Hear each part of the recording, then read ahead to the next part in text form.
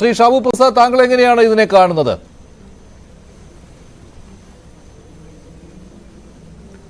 ഇല്ല, ഒന്നാമത്തെ കാര്യം ഇവിടെ ശ്രീ ബഹുമാനപ്പെട്ട അഡ്വക്കേറ്റ് അഭിലാഷ് പറഞ്ഞു, ഇവിടെ MR അഭിലാഷ് പറഞ്ഞു, ഇത് നടപ്പാകാൻ പോകുന്ന കാര്യമല്ല. ഇത് കോടതിയിൽ പരാജയപ്പെടും, ഉറപ്പായിട്ടും പരാജയപ്പെടും. ഇത് അറിഞ്ഞുകൊണ്ട് തന്നെയാണ് ഇവർ ഈ നീചമായ കളി കളിച്ചിരിക്കുന്നത്. മറ്റൊന്നുമല്ല, അവിടെ ഒരു പ്രാദേശിക വികാരം ഇളക്കി വിടുക എന്നുള്ളതിനപ്പുറം ഇത് നടപ്പാക്കാനോ ഇത് നിയമമാക്കി നടപ്പാക്കുക എന്നുള്ളത് ഇവരുടെ ഒരു ലക്ഷ്യമേ അല്ല. ഇവർ എന്നും അങ്ങനെയാണ്. പണ്ട് ഇതേപോലെ പഞ്ചാബിൽ ഇളക്കി അവിടുത്തെ പ്രാദേശിക വാദത്തിനെ, അവിടുത്തെ ആ വിഘടനവാദത്തിനെ സപ്പോർട്ട് ചെയ്തതിൻ്റെ ദാരുണ ഫലമായിരുന്നു ഇന്ദിരാഗാന്ധിയുടെ കൊലപാതകം. അതേപോലെ ഇവിടെ തമിഴ്നാട്ടിലെ ഈ LTTE പിന്തുണച്ച് പ്രാദേശികവാദത്തിനെ പിന്തുണച്ച് അവിടെ നിന്ന് അതിൽ നിന്ന് രാഷ്ട്രീയ മുതലെടുപ്പ് നടത്താൻ ശ്രമിച്ചതിൻ്റെ ആ ഒരു ഫലമായിരുന്നു രാജീവ് ഗാന്ധിയുടെ കൊലപാതകം. ഇങ്ങനെ ഇവിടെ ഇപ്പൊ ഇനി സംഭവിക്കാൻ പോകുന്നത് എന്താണ്? ഇവർ ഇത് നിയമമാകാൻ പോകുന്നില്ല, ഉറപ്പായിട്ട് നിയമമാകാൻ പോകുന്നില്ല. പക്ഷെ ഇത് സമൂഹത്തിലൊരു ചർച്ചയായി മാറുകയാണ്. ഞങ്ങൾ ഇവിടെ കന്നഡയ്ക്ക് വേണ്ടി നിയമസഭയിൽ ബുദ്ധിമുട്ടില്ല, അത് പിന്നീട് ചോദ്യം ചെയ്യപ്പെടുമോ ഇല്ലയോ എന്നുള്ള കാര്യമാണല്ലോ. നിയമസഭയിൽ പാസ്സാക്കിയെടുക്കും, പക്ഷേ കോടതിയിലാണല്ലോ ഭൂരിപക്ഷം. കോടതിയിൽ ഇത് പരാജയപ്പെടും. ഇത് നടക്കില്ലെന്നേ. ഇത് നിങ്ങളൊന്ന് ആലോചിച്ച് നോക്ക്.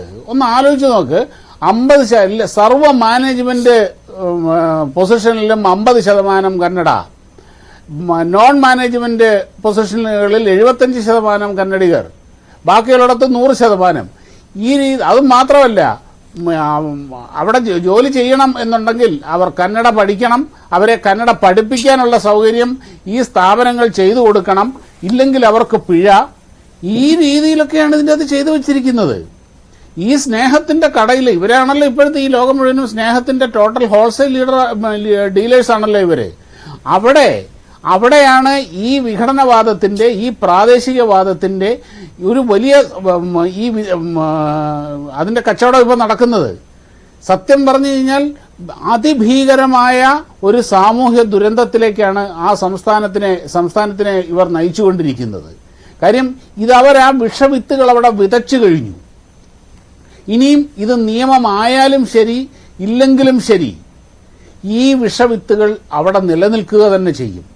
ഒന്ന് ആലോചിച്ച് നോക്കി, ഇതിനെക്കാട്ട് കൂടുതൽ ഇത്ര നീചമായ ദ്രോഹം ഒരു സമൂഹത്തിനോട് ചെയ്യുക എന്ന് പറഞ്ഞാൽ അത് കോൺഗ്രസിനെ കൊണ്ട് മാത്രം കഴിയുന്ന കാര്യമാണ്. അവരെന്നും ഇങ്ങനെയായിരുന്നു, എന്നും ഇങ്ങനെ തന്നെയായിരുന്നു അവർ. ഇനി എന്നും ഈ പറഞ്ഞ പോലെ ഇതേപോലെ പണ്ടൊരു കളി കളിച്ചത് VP സിംഗ് ആണ്.